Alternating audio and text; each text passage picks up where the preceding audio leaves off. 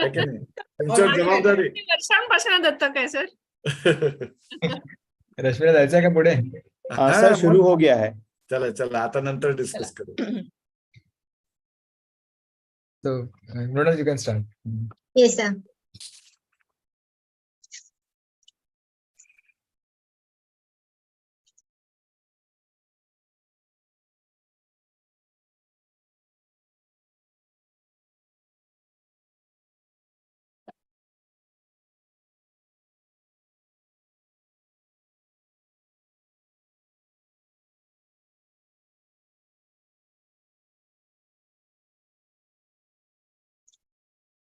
Good evening, all. Myself, Dr. Pranal Gaikwad. I welcome you all on behalf of Omega Hospital and Team Nagpur for Samruddhi Gyanachi in association with AMOG's Emergency Obstetrics Committee.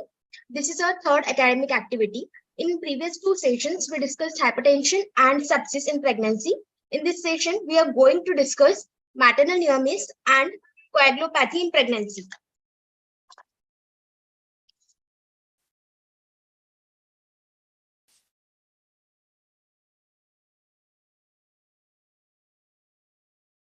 For today's session, I would like to welcome our guest of honor, Dr. Rajendra Singh Pardeshi, sir, President AMOGS, Dr. Sujata Darvi, ma'am, Honorable Secretary AMOGS, Dr. Sushma Deshmukh, ma'am, President NOGS, Dr. Pragati Khadkar, ma'am, Honorable Secretary NOGS. I welcome you all. For today's session, we have Dr. Chaitanya Shembekar, sir, as a convener, Chairman, Managing Director, Omega Hospital, Nagpur. Sir is currently Chairperson, Emergency Obstetrics Committee, AMOGS. I hand over to Dr. Chaitanya Shembekar, sir, for welcome address. Good evening, everyone. Respected Dr. Rajendra Singh Pardeshi, Dr. Sujata Darvi, Dr. Sushma Deshmukh, Dr. Pragati Khadkar. Today's speakers, Dr. Surekha Tade and Dr. Anahita Chauhan. Chairpersons, Dr. Rujuta Fuke, Dr. Moushmi Tadas, Dr. Varsha Kose, and Dr. Prachi Dixit. My co-host, Dr. Ashish Zararia and Dr. Rashmi Kahar, and Dr. Mrunal Gaikwad, today's MOC, and my dear friends and delegates. I welcome you all for the knowledge series by Emergency Obstetric Committee of AMOGS, Samruddhi Gyanachi. The idea behind this webinar is to discuss the practical and day-to-day tips in obstetrics and brush up our knowledge in this field. As we all know, obstetrics is a bloody business, and emergencies always come as a bolt in blue. So whenever we talk of bleeding, we have to discuss about the coagulopathy, which is must. Similarly, we all are committed towards lowering MMR. But as we all know, MMR is just a tip of the iceberg, and there are many maternal near miss events which needs to be discussed and documented. So we have with us, with this idea in mind, two great speakers for today's CME, who sure will enlighten us on these topics. So thank you very much for giving us this opportunity to work for the most vibrant association, that is AMOGS, with our leader, Dr. Rajendra Singh Pardeshi, sir. I thank you, sir, for giving me this opportunity. Thank you. And once again, I welcome you all for this webinar. Now I invite Dr. Pardeshi, sir, to say a few words.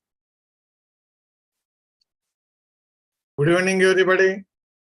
Respected Dr. Sujata Darvi, our AMOGS secretary, then Dr. Sushma Deshmukh, Dr. Pragati Khadkar, Dr. Anahita Chauhan, Dr. Surekha Tade. First, I wish to congratulate Dr. Chaitanya Shembekar, our ever active, ever smiling chairperson of Emergency Obstetric Committee, Dr. Ashish Zararia, Dr. Rashmi Kahar, for organizing this webisode of Samruddhi Gyanachi. I know this is a really an excellent series started by Dr. Shembekar. But to start with, I just wish to give some tips or give some advice regarding the incidents happened at Nanded.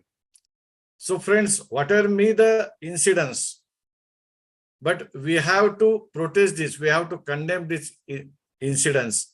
And each and every member present here, they should write to their authorities. If they cannot write, at least they should act. They should express their ideas on WhatsApp, Instagram, Twitter, and all other social media, so that our members, Dr. Shyam Kumar Wakode is member of AMOGS. Remember, he is a gynecologist, member of AMOGS, and he is very active member since along. And this is the shameful act done by the member of parliament from Hingoli. So we should condemn it and we should support actively to Dr. Shyam Kumar Wakode.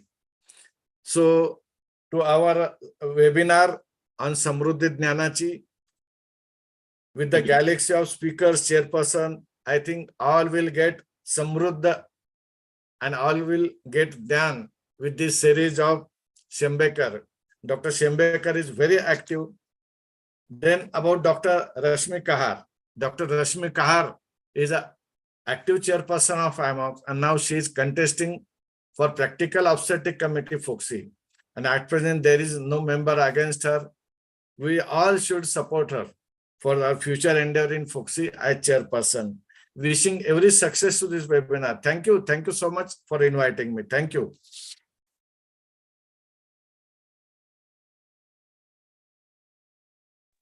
Thank you, Pardeshi sir, for your kind words. I now welcome Dr. Sujata Darvi ma'am to say few words.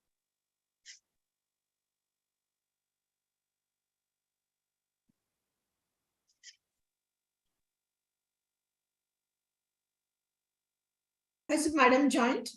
No, madam has not joined. No, madam has not joined. I invite Dr. Sushma Deshmukh ma'am to say few words. Hello, a very good evening to all. It really gives me immense pleasure to welcome you all on behalf of our AMOGS and the wonderful series started by our near and dear Dr. Chaitanya Shembekar. We know that he is very enthusiastic and really it's a wonderful series and it's a really need of our for this regarding this all these things obstetric when we think about the obstetrics. And really today we are having wonderful speakers, Dr. Surekha Tayade and Dr. Anahita Chauhan. So I welcome you all without wasting time. We just start the series. So really, thank you very much. But I think Sujata madam has joined. Sujata madam, welcome. Yes, sorry. We request you to say a few words. about- Okay, fine.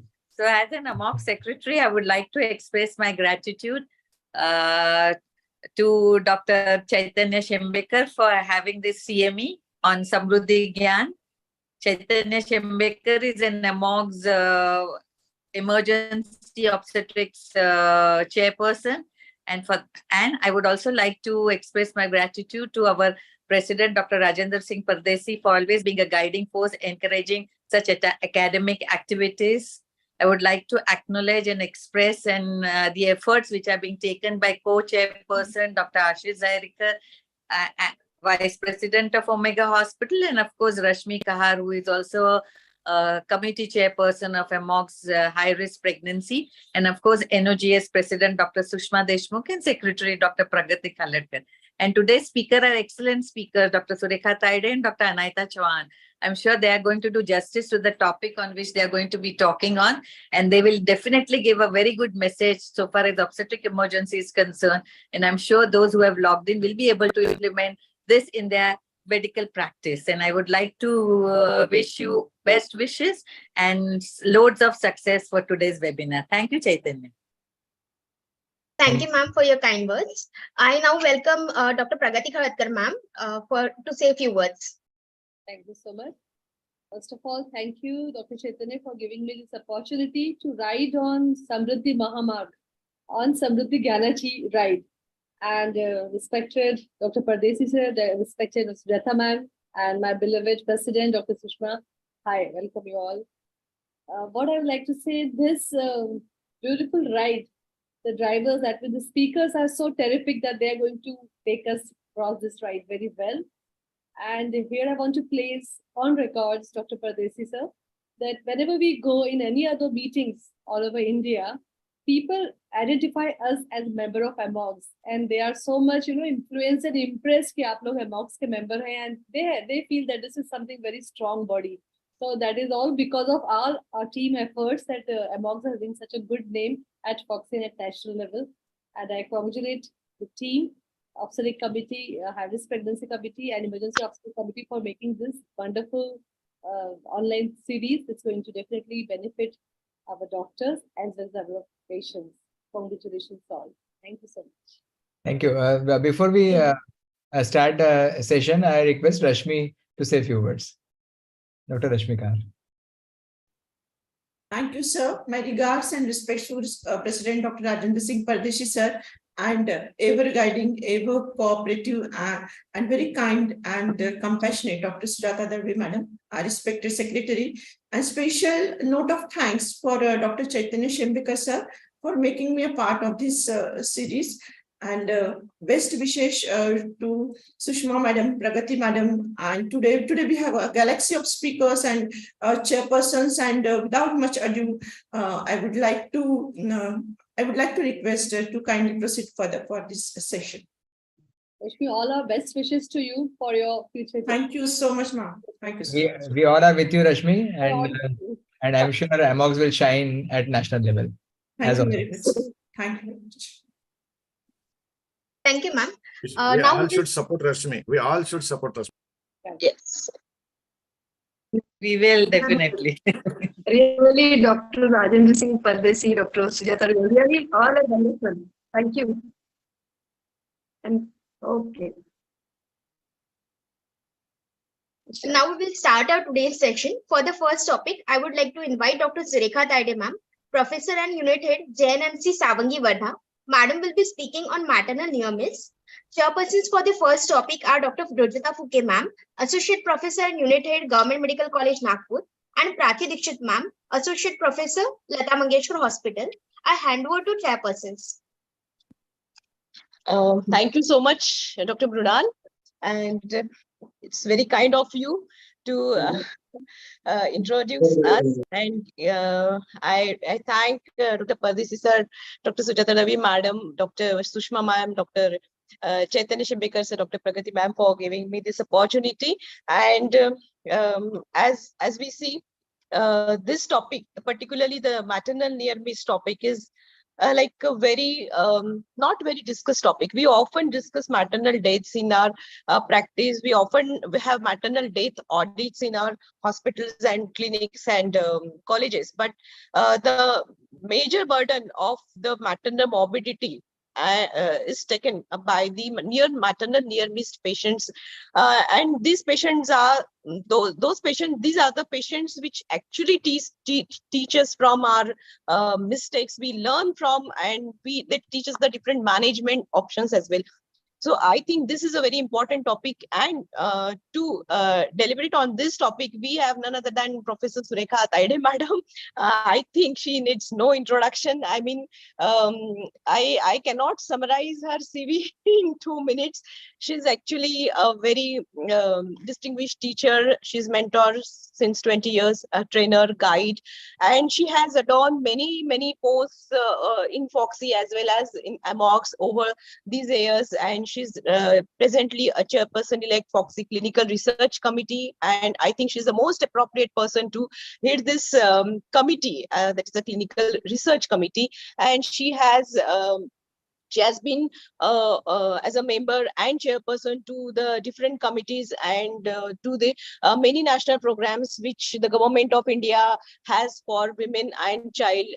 And she is also a national mentor for the Lakshya program, that is quality improvement, and she's a master trainer for critical care, emergency obstetrics and near-miss patients. Then she is associated with many projects. She has many publications to her credit, and she's been the recipient of the Savitribai Phule Award as well as Dr. Anand Jivne Award. So I think, madam, I request you to go ahead with your topic and enlighten us on this very important topic of maternal near miss. Thank you so much, Dr. Rojita. Thank you, really. And may I be allowed to share the screen, please? Thank you so much, respected chief guest of today's function, Dr. Rajendra Singh Pardesi, sir, our guest of honor, Sujata Darwe, ma'am, the convener, Dr. Chaitanya Shembekar, my dear friend, And the co-conveners, we have Ashish Zararia and of course, my dear friend again, my younger sister, Dr. Rashmi Kahar, and NOGS President Sushma, and again, all are my friends here. So, and Pragati and the chairpersons for today, Prachi and Rujita, and all the team here. Thank you so much for inviting me for this prestigious talk on maternal near miss. And definitely, I would like to say that we, sir, Rajendra Singh, sir, we are all working under the umbrella of AMOGS. And I must appreciate that AMOGS truly responded very quickly for the incident which happened in Nanded. So we must applaud our president and our secretary for taking care of our members. And that actually encourages us to, you know, go anywhere. ताठ मांडणे जाणे आणि उभे राहणे आणि we get that inspiration to for dignity, which all of us should be having, and we all should be, you know, so that dignity has and support which has been offered by our president AMOGS. For that, I am very much thankful. And I would like to go ahead with the topic. Let me see whether I can share the screen. So is it visible? Yes, Yes, Surya. it's So visible. I'm going to talk on maternal near miss, and I bring greetings from my medical college, which is Jawaharlal Nehru Medical College, and a clinical research committee chairperson. I also bring greetings from FOGSI. So maternal near miss review is a national pilot program of Government of India, and I will be talking about it. Now, near miss, as you know, something which is something bad was going to happen. You know, something terrible was going to happen, but you get saved at the last moment. That is what is near miss. And you know that maternal mortality is just the tip of the iceberg. The vast base of the iceberg is the maternal morbidity, which remains undescribed. And that is what we are going to talk about. So we see the tip, that is the maternal mortality, but morbidity, the severe acute morbidity, still remains undescribed. Morbidity to mortality is actually a continuum. So you have normal patient, you have morbidity, then you have severe morbidity, and then you have near miss, and then there is death. So this is a spectrum. All women during pregnancy and childbirth or postpartum less than 42 days, that is where we start. Now, some of these patients are, you know, women will be without complications, some will be with complications, some of these complications will be potentially life-threatening, and then these life-threatening ones, whom the patients who undergo life-threatening complications, some of them will be saved. Now, those who are saved, they belong to maternal near miss, and those who could not be saved, these are the maternal deaths. So, when you look at the patients, all pregnancy, 100% pregnancy, out of which non-life-threatening conditions will be 15%, and potentially life-threatening conditions will be around those 10-12%, out of which we can save some of these women, and these are the women which we say they are maternal near miss. So, you know, we have so many maternal deaths. We know that now we are reduced, of course, but we are going towards a path where we should not be talking about maternal deaths now, but we should be talking about, you know, those maternal morbidity. Why? Because this is a very important tool based on which we can recommend some changes, some, you know, some actions which can be taken so that we can save our mothers. This maternal death review was launched by Government of India in 2010. And from then onwards, these audits have started taking place in various various levels of hospitals. So initially it started in tertiary and then it went on. So this launch was done long back. And we all know that you know, this review provides detailed information, not only related to the what happened in the hospital, but what happened in the facility, the district, the community. So all these factors which affect the maternal death, and that can be assessed by doing a maternal near miss. So death review is one which initially we used to do, but now we want to do maternal near miss. So these are two different things. So deaths also used to be reviewed. It was way back in 2010, and now we are come to the maternal near miss reviews. Why? We want to find out the chain of events, what happened. A mother who has died cannot tell her story, but a mother who has lived, she can tell the story. So we can, that puzzle of what went wrong, which can be solved by doing a near miss audit. And definitely when we are doing audit, we are not going to take any punitive actions, neither we are going to, it is going to be a blame game, and neither it is there going to be, any punitive actions against these people. But what we want to do is make a change, in these factors which affect and cause these acute severe acute severe morbidity in women, and we can improve the quality of our services. And definitely, because there are more frequent maternal near miss as compared to maternal deaths, the near miss audit is very much more important to take policy decisions for improving the quality of care. So what is maternal near miss then? Maternal near miss is a woman who nearly died, but she survived a complication that occurred during pregnancy, childbirth, or within 42 days of termination of pregnancy. In practical terms, a very ill woman who would have died had it not been that luck was on her side and good clinical care was on her side. Okay, so that is maternal near miss.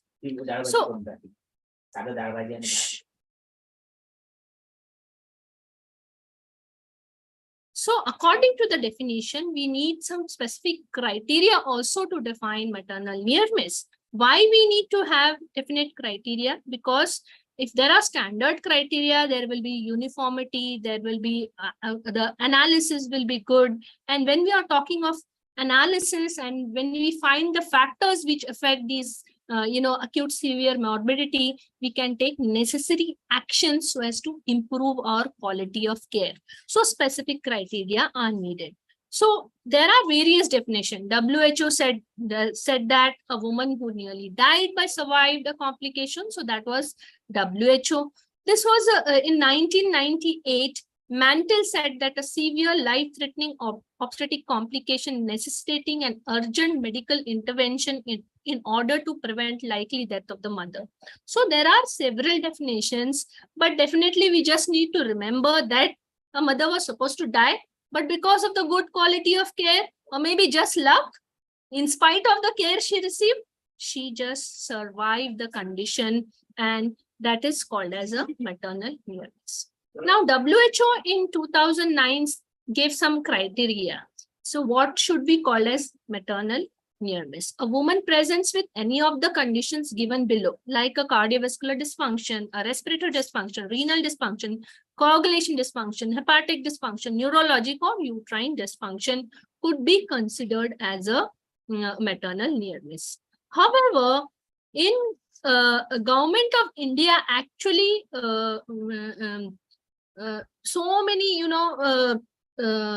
researchers, what they did, they gave many confusing criteria.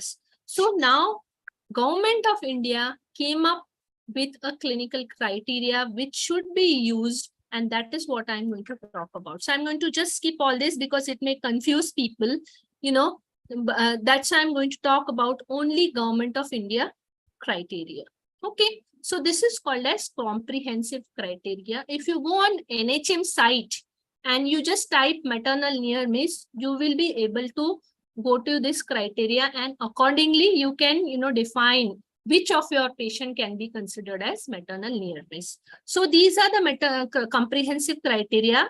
They take into consideration symptoms and signs, lab investigations, and any intervention you have performed. Suppose you have done a peripartum hysterectomy, or you have given these many numbers of blood transfusions. So depending on that, we can say, okay, this patient is a maternal near miss. So these are the inclusion criteria which has been given by Government of India.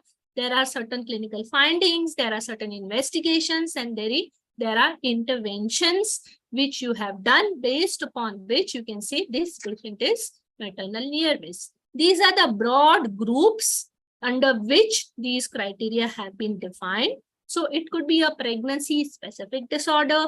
It could be a pre-existing disorder which got aggravated during pregnancy, or it could be a pregnancy specific medical disorder, or it could be even an incidental and accidental cause in pregnancy which caused the patient to become severely ill. So these are the 4 categories under which the maternal near miss is grouped. Now, if you go on that site, you will find this kind of table where they have given, pregnancy specific. So pregnancy specific kya ho sakta hai? One is hemorrhage. In the hemorrhage, they have given n number of causes which can cause hemorrhage, like abortion, ectopic, GTN, antepartum hemorrhage, abruption.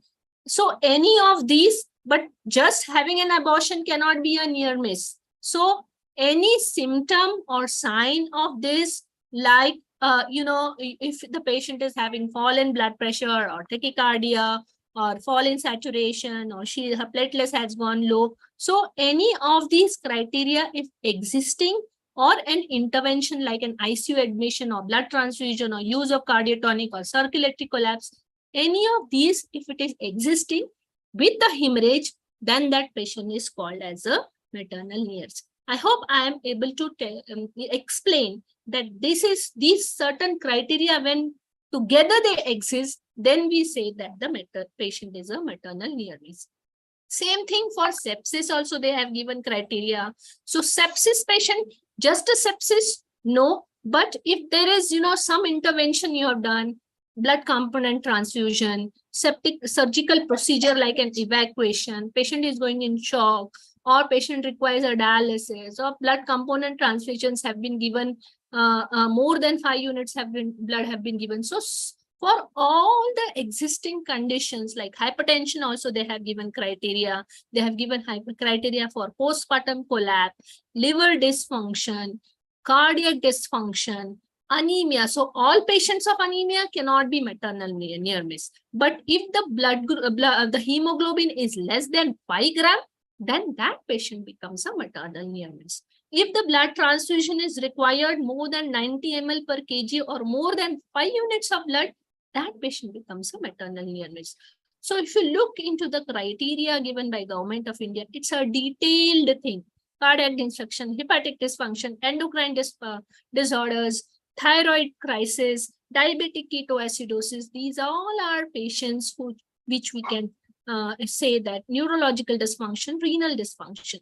In the incidental and accidental causes, any assault, leading to surgical problems, this can be considered as any anaphylactic reaction to any drug, leading a patient to become severely ill. That can be. And of course, infections, apart from the obstetric infections, also there are other infections because of which patient can land into a severe life-threatening condition. That is considered as a maternal near miss. Any embolism or an infarct which requires ICU admission or use of cardiotonics or vasopressors, these are the conditions which are considered as a maternal near miss. So now I talked about the definition, I talked about the criteria.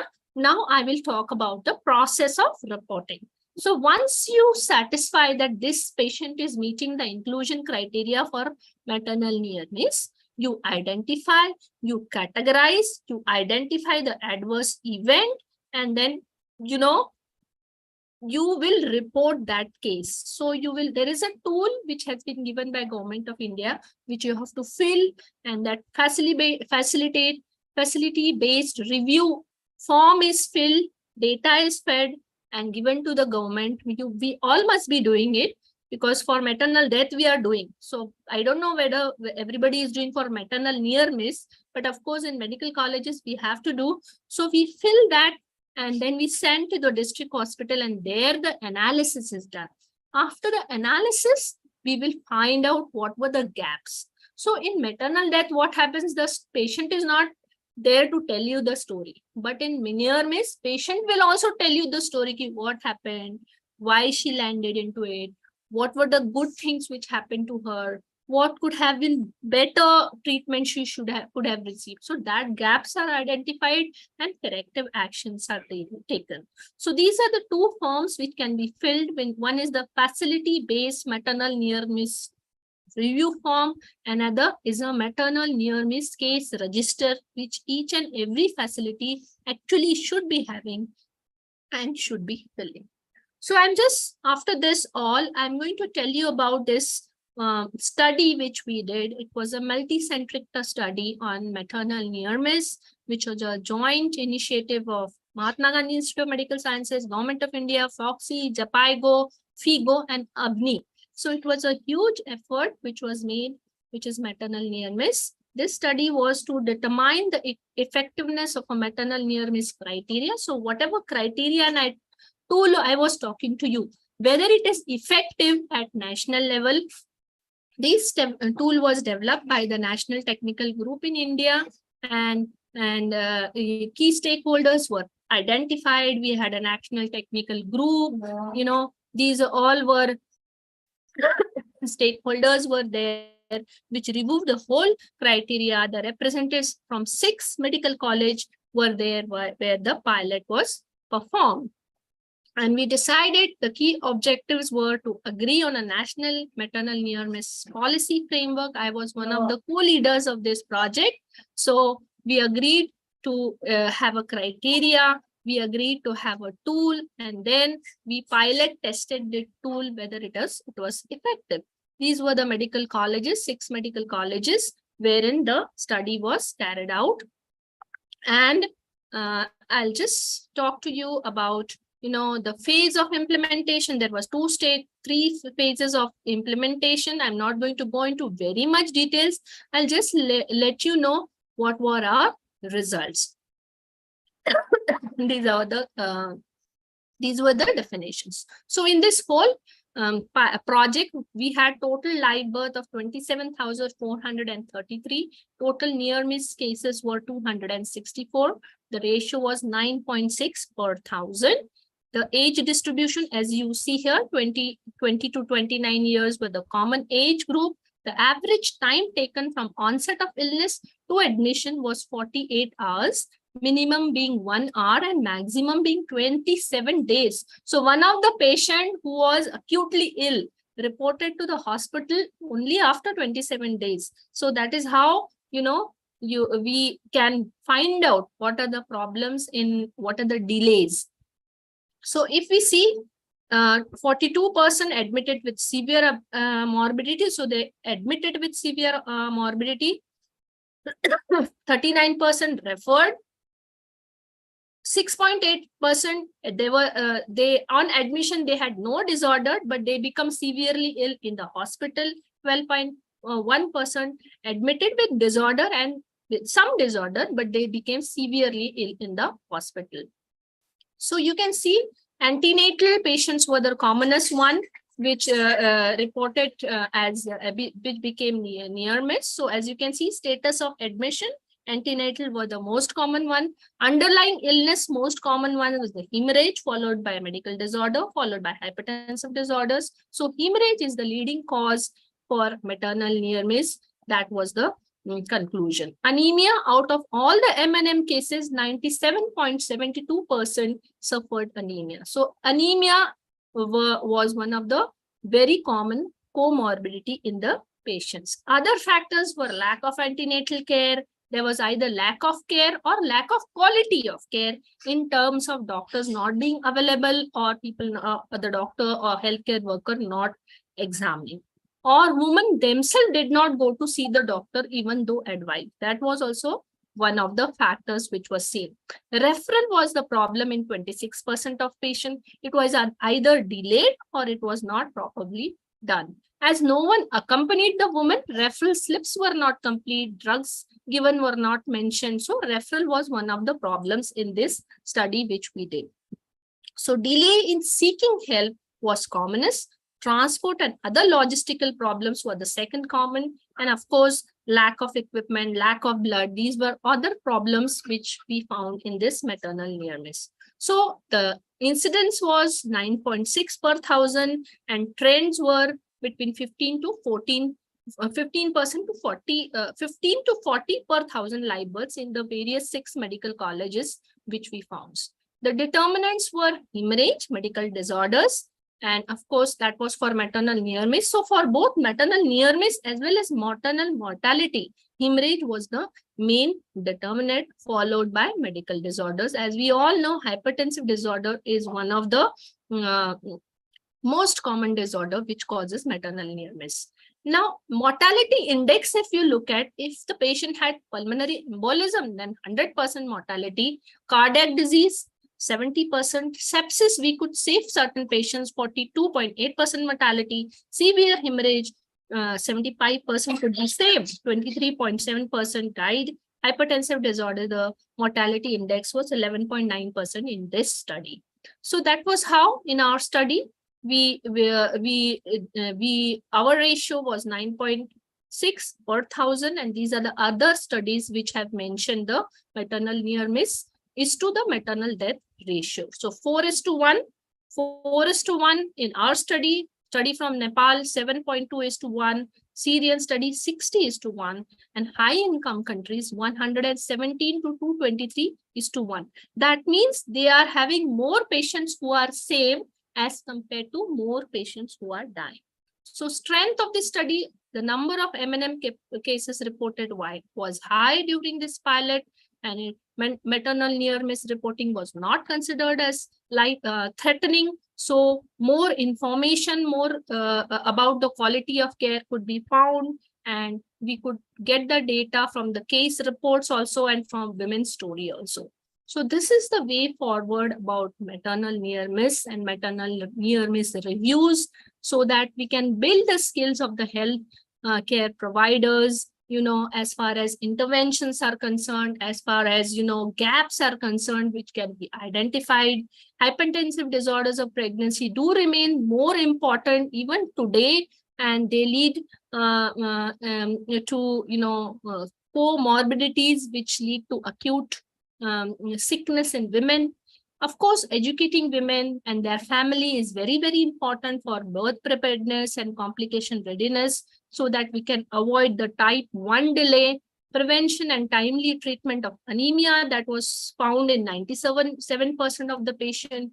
Tools developed currently, they capture the location and facility details also. So which facility is having more problems, that also we can identify, and that you can correct those problems. So definitely if you can introduce the maps and geographical systems in the tool and find out which facility needs interventions, that would be of additional value in maternal near miss. So this information which is collected as an MNM can at national level also help to provide infrastructure, equipment, resources to certain facilities who need them. So finally, the implementation process and flow of information is very, very important. So we should all be submitting our maternal near miss form.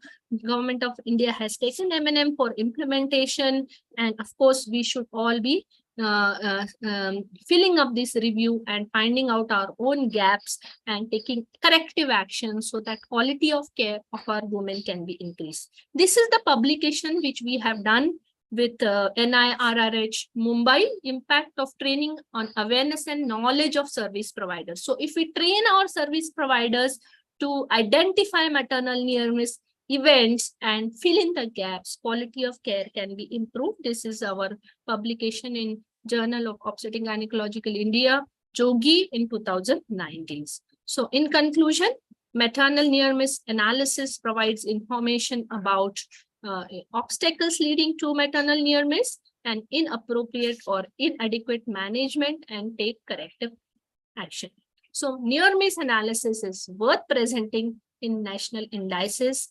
As maternal death audit, maternal near miss is also very, very important to present. Thank you so very much. Tragedies are always there in her path, and it is our responsibility to give her a safe motherhood. Thank you so much. Thanks a lot, madam. That's a very nice presentation. And actually, you summarize it in a very excellent manner with the different causes of near miss and elaborated on the different causes like maternal sepsis and hypertensive disorders of pregnancy. These are the two, I think, main culprits which take the toll. And near miss also, while doing the analysis of the near miss maternal cases, we often get insight into what actually went wrong and what measures we can take to correct where we went wrong. So a very nice presentation, madam. And I mean, we should often have this near miss audit along with the maternal mortality audit in our institutes and in our hospitals and clinics regularly. Thank you, Ruchita. So I would like to say something. Surekhata, it was really a very enlightening talk. I must say actually a reference talk which can be used anytime. It was really very good talk. You always inspire us, teachers like you, Chaitanya sir and Ananta ma'am, respected madam is here. And you always inspire us with the feeling of inspiration to do more, and we strive hard to do something more, and we follow your footsteps. So thank you very much. It was a really very nice message. Thank you, Rashmi. Surekha, wonderful talk as always. And I take this opportunity to welcome Dr. Anahita. Our association goes long back since last 15-20 years. And she is excellent teacher. Surekha and Anahita, both are born teachers. So we are fortunate to have born teachers with us for today's webinar. Yes, Mrunal, you can go ahead. Thank you. Prachi is, I think, not with us. Prachi is not there. She has logged in. I think she is logged out. Okay. Now I would like to invite Dr. Prachi, Anahita she Chauhan, ma'am. left early. I would like to invite Dr. Anahita Chauhan, ma'am, for second talk. Madam is currently working as honorary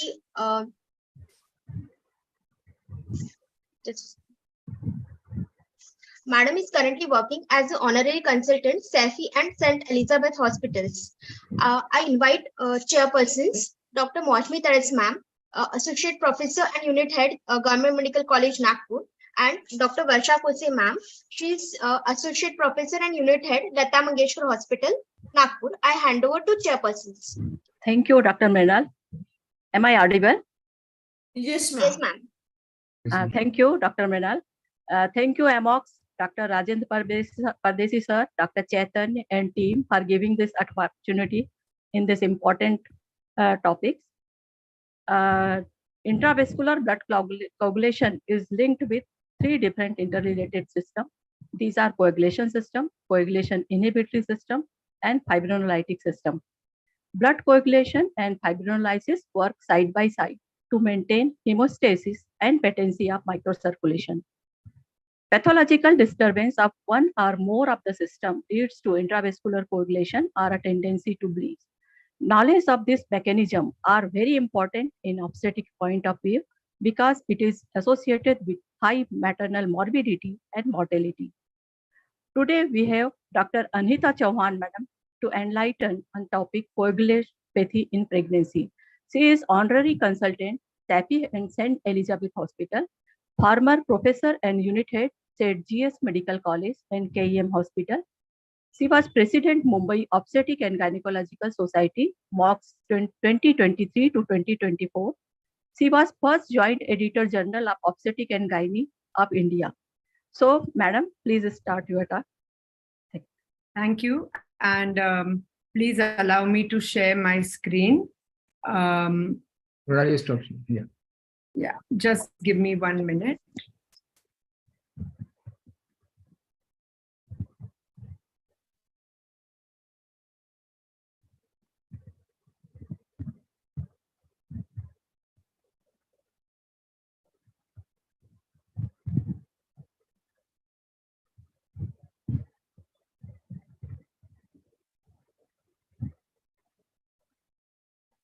Is my screen visible?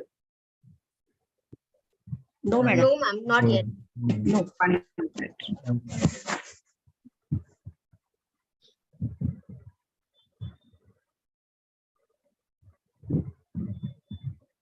Now you are co-host, Anita, now you are co-host. I think you will be able to do it.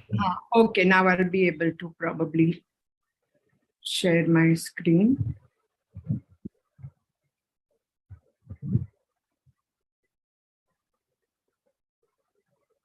Yes. Yeah. Better? Can it be seen? Yes, ma'am. Yeah, Yes, yeah. see. Yes, ma'am.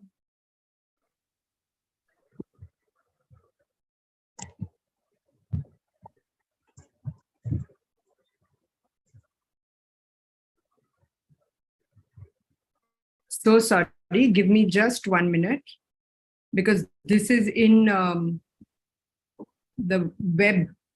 So is it visible?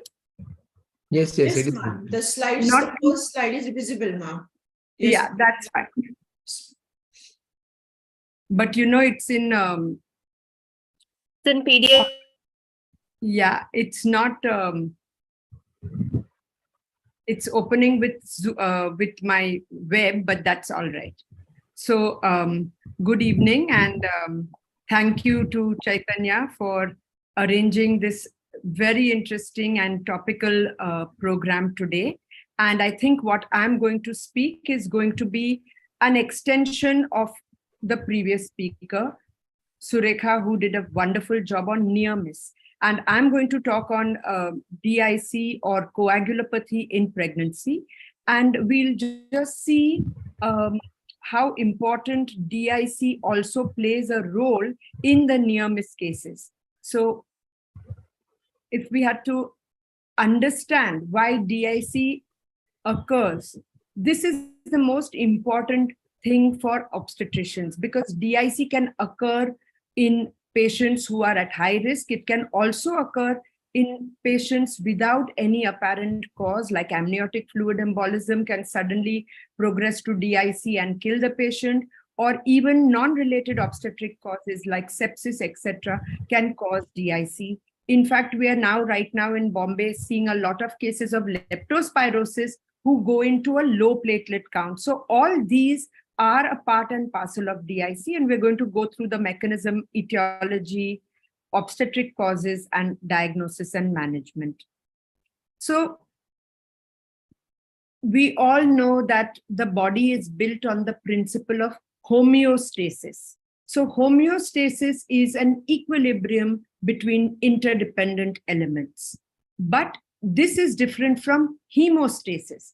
And hemostasis is when the body has to remain in equilibrium even when pushed to the limit. And when this does not happen, we can say that disseminated intravascular coagulation takes place. And many authors have now proposed that we should use a new term, which is disseminated intravascular microthrombosis, because this explains the pathology better. Now we all know the coagulation cascade, and we've been hearing intrinsic, extrinsic pathway from the time of our MBBS days. But it's not just the intrinsic and the extrinsic pathways, but also the pathway of complements and many inflammatory mediators which are responsible for causing DIC. And in fact, when there is a raised hepatic synthesis of the clotting factors, there is an acute response. And then there is we all know that pregnancy is hypercoagulability state, but sometimes this occurs and the blood loss, which is characterized by a complete consumption of clotting factors, is masked. On the other hand, if there is a massive blood loss, that itself can lead to a tendency of bleeding. So there are many different mechanisms, and I'm going to just briefly touch upon the mechanisms because it's more important for us to understand how to diagnose and how to manage. So if we look at the etiological factors, there can be direct obstetric causes or indirect causes, and patients with sepsis, massive trauma, vascular disease, cancer, immunological disorders, some drugs, fulminant liver failure, shock, massive transfusion, all of these can lead to DIC. But immaterial of the cause, there is a final common pathway which gives rise to the typical presentation of DIC. Our aim, of course, today is to prevent DIC as far as possible. But if we have a patient with DIC, we should be able to diagnose in time and manage properly.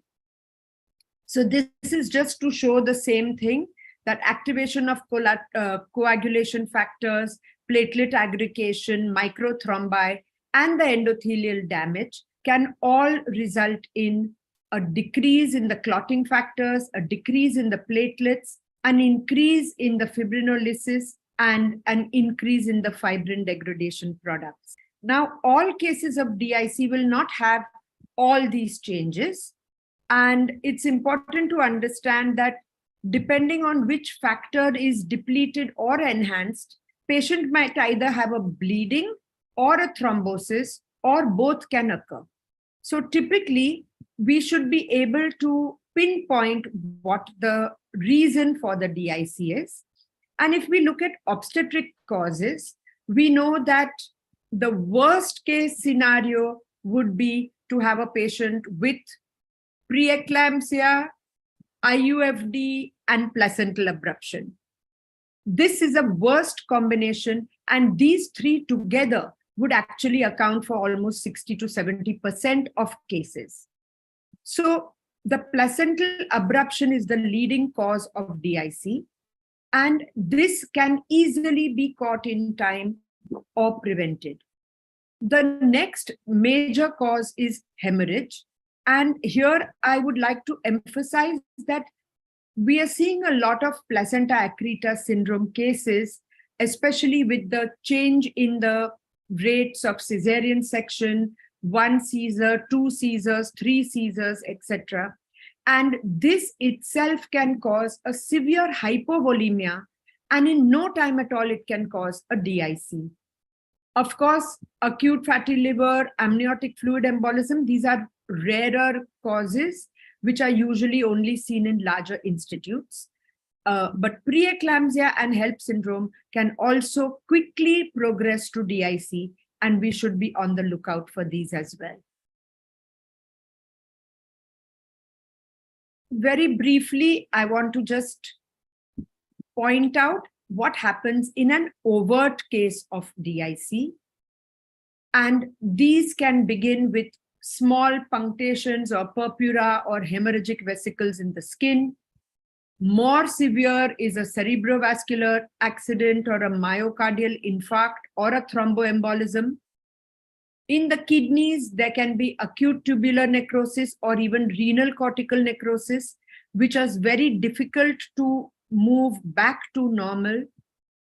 Sometimes patients can have jaundice and fulminant hepatic failure, either because of acute fatty liver or even as a progression of HELLP syndrome. The lungs will show pulmonary edema, hemorrhage, and ARDS. In the gastrointestinal system, there can be mucosal necrosis or intestinal ulcerations, which are difficult for us as OBs to diagnose. And of course, in the CNS, there may be coma, convulsions, and focal lesions. So none of these is typically what we would see in the early stages of DIC, but this is what the frank DIC would look like. If we had to basically correlate the pathophysiology, in sepsis, there would be a coagulation activation, fibrinolysis, elevation of D-dimers, and there would be definitely organ symptoms. And there may or may not be bleeding symptoms. On the other hand, in abruptio placentae, there will be frank bleeding symptoms, and there will be a coagulation activation, fibrinolysis, and D-dimer elevation early in the picture. So if we had to try to understand that DIC is not a single entity. DIC can be of many types. In fact, the earliest type of DIC is an asymptomatic or a subclinical DIC, where the fibrinolysis or the coagulation is minimal, but she is still going in DIC. When fibrinolysis persists or predominates, the patient will start bleeding. And when the coagulation part predominates, then the patient will go in an organ failure. There may typically be a coexisting coagulation as well as fibrinolytic abnormalities, and there the patient may have a massive bleeding. So most of the available classifications are aiming to concentrate on identification of overt DIC. So whichever way the DIC moves, you can't initially predict, but you should be able to treat all types of DIC. Obviously, the diagnosis and monitoring are the most important, which I'm now going to focus on. So the identification of what type of bleeding or coagulation abnormality she has is most important. And we all know that we have been trained in the clinical way of looking at things, and lab testing may be difficult for many people. And point of care testing is something which is very new. So I'll just quickly look at the clinical observation tests. Keep in mind that this is what we teach our residents, but that does not mean that they always use this or that it is of any great value at the time when DIC has already set in. It may be a good practice to do a bleeding time and a clotting time for all high-risk patients, because the bleeding time assesses the platelet plug, and it's typically 1 to 8 or 1 to 9 minutes, and the clotting time is about 4 to 10 minutes. So at the outset, if you do have a patient of high blood pressure or eclampsia or IUFD or abruptio placentae, it's worth doing these tests, even if the patient is not apparently in DIC. But in the presence of an active ongoing hemorrhage, the clinical utility of these tests is really not that great. Which brings us to the laboratory tests. So though we can diagnose DIC with laboratory tests, again, because of the time taken to perform the tests, the time at which we get the result has already represented a situation which occurred in the past. So suppose right now I have a patient who I suspect is in DIC and I send her labs. I may get her platelet count back as 1 lakh. But at that point, when the report comes back, she may already be 50,000 down.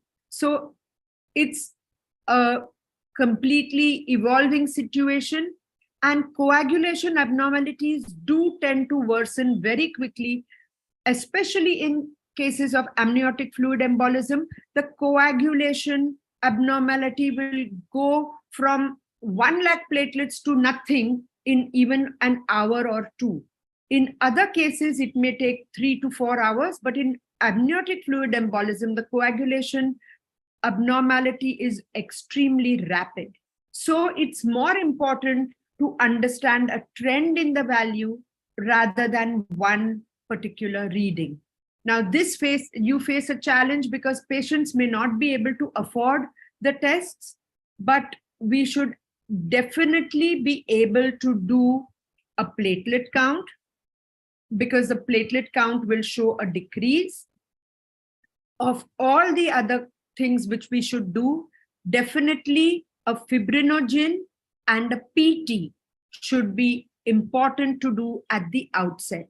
So even if you do not have any other tests available to you, a platelet count which is decreased and a fibrinogen which is massively decreased should point you to a DIC.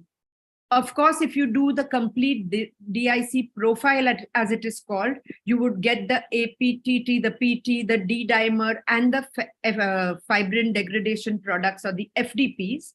But D-dimer and FDPs are elevated, sometimes even non-specifically. For example, in COVID times, D-dimer was the only test that we used to do.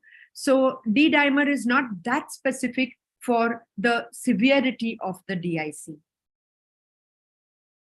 The prothrombin time and the activated prothrombin time, one tests the extrinsic and the other tests the intrinsic pathway. And if they are elevated more than 1.5 times the normal, they are considered as abnormal. And fibrinogen is an extremely important test because we know that in pregnancy, the value is already higher than the non-pregnant value. So any fall in the fibrinogen should point to an early DIC. Platelet count, basically we say more than 1 lakh is absolutely fine. Even 70,000 is absolutely fine. Once the platelet count starts falling, we do require to correct this. As I said, FDPs and D-dimers, the diagnostic value is not that significant with a single patient value, but in algorithms, they are made use of. So this is a specific DIC scoring system developed by Ortiz. And basically it sees the PT difference, the platelet concentration, and the fibrinogen concentration. So very often we can just get away with doing a CBC with platelets and a PT INR, which is the international normalized ratio, and we will immediately come to know which way the patient is going. The third testing, which is coming up in certain places, is thromboelastography and thromboelastometry studies. Now, basically what these studies do, and this is a very fascinating way that these studies can give you the idea that patient is in DIC, that the strength of the clot formation, the speed of the fibrin lysis, these are assessed on a graph, and the specific patterns are translated into electrical signals and graphs. And the coagulation disorders have a specific pattern, and there have been thromboelastograms, which is the easiest, then rotational thromboelastometry. I know for most of us, these are just words, but because this process is still in infancy in India, maybe when I speak on this topic after 2 or 5 years, it will be more accepted. It's an expensive test to do, but some institutes, especially with good ICUs, do have these tests available. So now we come to the crux of the matter, and that is, what are the principles of management of DIC? And the most important,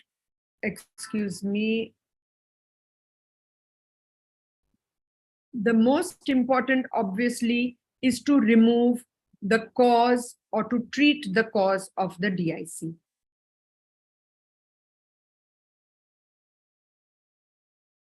So remove the trigger.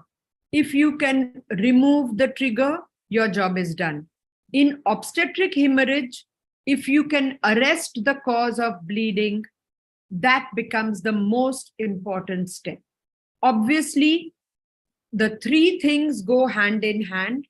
You stop the bleeding, you restore the blood volume, and you restore the hemostasis. The goal is to obviously ensure adequate tissue perfusion to the heart, lung, and kidneys, and prevent any end organ damage. So obviously for obstetric hemorrhage, the removal of the trigger is very specific, and it goes very clearly for most of us who are obstetricians. If there is preeclampsia or abruptio placentae, you will control the blood pressure, you will deliver the fetus. If there's acute fatty liver, you will deliver again, and you will take anti-liver failure measurements. If there's amniotic fluid embolism, and I think this is one of the conditions which is most difficult to treat.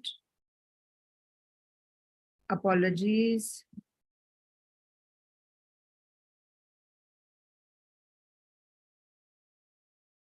I'll just bring my cursor back here so that there's no confusion. If there's amniotic fluid embolism, prompt identification, delivery, and cardiorespiratory support become the most important. And invariably, amniotic fluid embolism is a diagnosis of exclusion, typically after the patient has expired. Even sepsis-related DIC, luckily, we are not seeing that commonly now, but antibiotics, support of vital organs, and surgical intervention, including a hysterectomy, may be warranted. So removal of the trigger, and the next step is restoration of blood volume. And along with that, hand in hand goes restoration of the coagulation profile. So the blood volume is typically obviously replaced by blood. So this is packed cells. And the amount of blood loss has to be quantified, but this typically goes beyond the scope of what I'm talking. So it's obvious that most institutes which are large should have a protocol of massive obstetric hemorrhage in place. And there have been a variety of protocols, but cross-matched blood should be transfused. Unlike the cryoprecipitate and the other component therapy, the blood has to be cross-matched. And if it is not available, you can give O negative. And there should be a protocol in place, especially when we are planning a cesarean for either a previous 2 or previous 3 cesarean section, or for a placenta accreta spectrum, or for even a placenta previa. We should have our protocols in place. So just to give you like an example, a set of 4 units of packed cells, 4 units of FFP, and 4 units of platelet are often referred to as a shock pack. So this works well in institutes which are dealing with large volumes of blood loss. And 1:1:1 is the replacement, but this sometimes causes over-transfusion of the platelets. So sometimes 6 units of RBCs, 4 units of plasma, and a single apheresis platelet unit may help. But in India, basically, when it comes to the crunch, we are just running around and taking whatever we can get. And that is the part which we should try to change, because there is a logic behind giving packed cells plus FFP plus platelets, and we should stick to the schedule. So FFP is actually the mainstay of the treatment of DIC. And suppose you have a patient of preeclampsia or IUFD or abruptio placentae who is delivering vaginally.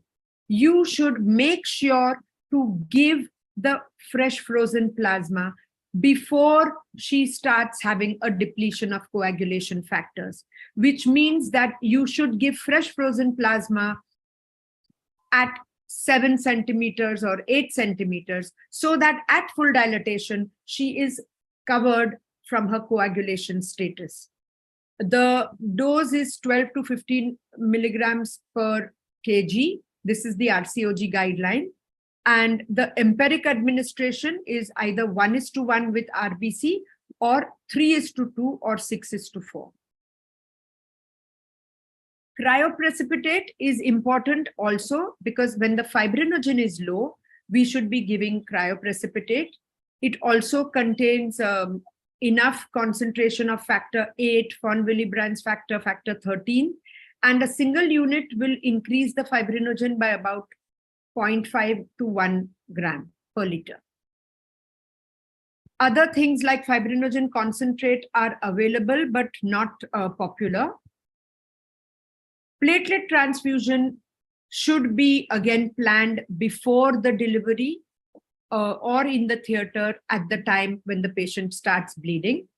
There is a value to giving a single donor platelet, but this takes time to prepare. So it's not suitable for acute massive hemorrhage protocols.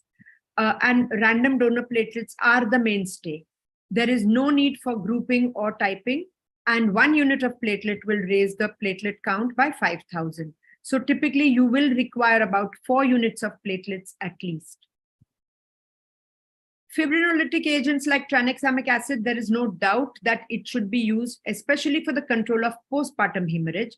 It can be used prophylactically as well as when the hemorrhage has already occurred, and a dose, IV dose of 1000 milligrams. This is a very strong recommendation from all international and national bodies.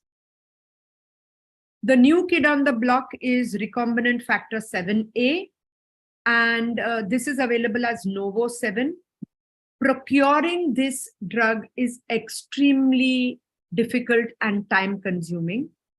And if it is to be given, it should be ideally given as 2 doses. And this basically will help to take care of the bleeding, which is acute.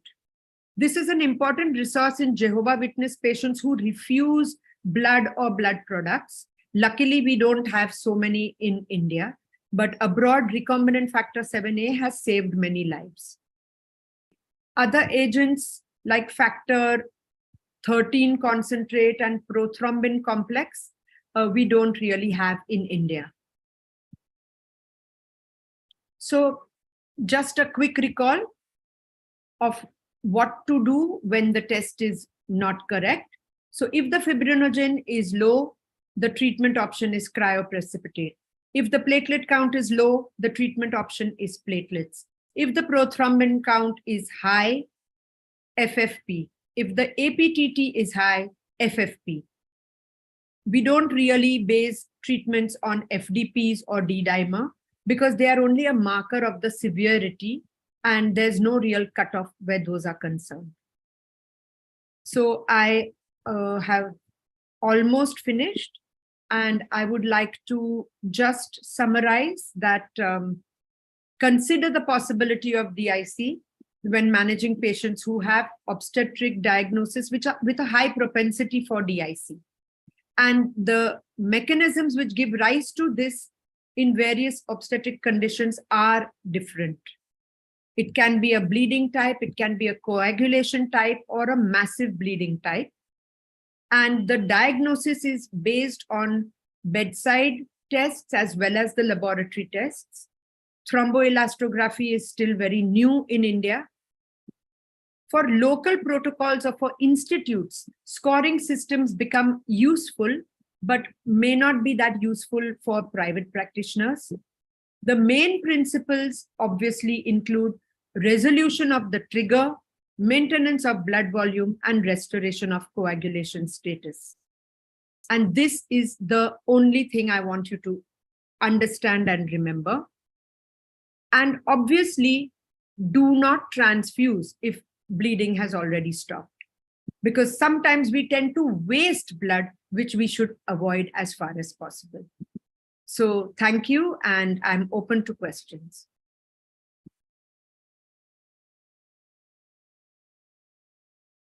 Elaborative talk, ma'am. Thank you, ma'am, for such an elaborative talk on such a complicated topic of DIC. It is one of the part of the coagulatory disorders which happens in pregnancy, and it occurs in such a diverse conditions. It may occur in preeclampsia, IUD, abruption, or also maybe in acute fatty liver sepsis. So it is a clinical scenario is very like different, and like we have to identify really if the patient is going through the DIC or anything else. So madam has very well explained the diagnostic factors, the treatment. The treatment part is very important. When to give the blood, when you have to transfuse fresh frozen plasma, when you have to give platelets. Madam has very nicely explained. It was very good lecture, typical a teacher. Like I was thinking. But I guess you are also teachers, and in Yes, Nagpur, yes, Nagpur yes. you'll be seeing far more cases of DIC. Yes, ma'am. Yes, yes. Day in and day out, we have to manage all these patients. We get so bad patients, so complicated patients. Yeah. So we are managing. Thank you, ma'am. Thank you so much. And thank you, Chaitanya sir, Rashmi, for inviting us to this wonderful CME. Thank you, sir. Thank you so much. Thanks, Chaitanya. And I think the 2 topics which you selected more or less go hand in hand. So it was a very interesting to hear the previous speaker as well. Thank you so much, Anita, and you have made a difficult topic very easy. Very Look, easy, yes. Thank you. thank you so much. Thank you, sir. Thank you very much, Dr. Chaitanya Chembekar, sir, for organizing such a wonderful session in association with AMOX and giving me an opportunity to be a part of it. I would like to thank Dr. Pardeshi, sir, Dr. Sujata Darvi, ma'am, Dr. Sushma Deshmukh, ma'am, and Dr. Pragati Khadatkar, ma'am.